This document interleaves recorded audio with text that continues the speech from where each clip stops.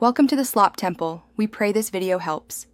In this video, I will explain how to study organic chemistry easily. Start by building a strong foundation in basic principles. Focus on understanding bonding, molecular structure, and the different types of functional groups.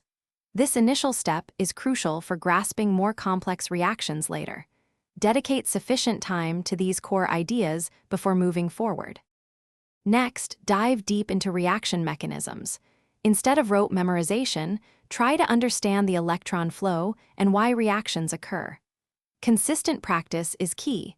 Solve many problems from your textbook and other resources. Create flashcards for important reagents and their specific roles to reinforce your learning. To truly excel, visualize molecules in 3 dimensions.